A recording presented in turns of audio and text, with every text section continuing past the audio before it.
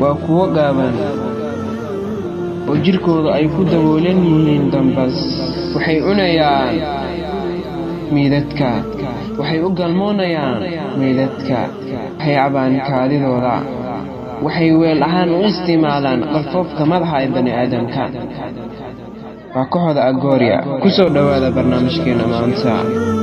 fadlan subscribe saar haddaad ku cusub tahay channelkeena, waxay noo tahay dhiirigelin. mahadsanid.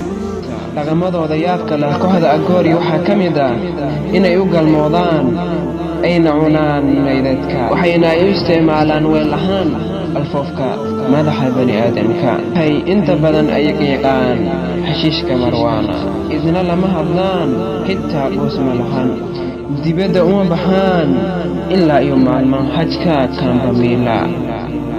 Kambamela. waa xaj ay gutaan hinduuda 4 sanaba hal mar. waa maxay kooxda Agori? inaha Agori waxaa loola jeedaa marka la joogo luqadda Sanskrit, waxaa loola jeedaa geesiyaasha aan marna cabsanin.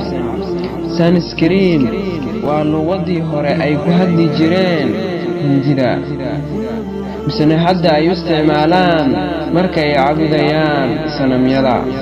sida uu qoray Professor Nisha Banjabi oo ah professor ku takhasusay taariikhda Hindiya, asalka kooxdan waxay ka soo farcameen koox lagu magacaabi jiray Kablaka, oo loola jeedo kuwii sitay qalfoofta madaxa, oo aas-aasmeen qarnigii 4aad ee miilaadiga, ayna joogeen qarnigii 7aad ee miilaadiga.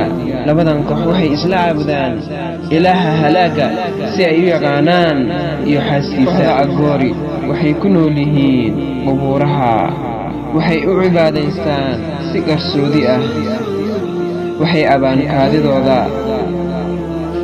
waxay cunaan hilibka dadka iyo saxrada dadka.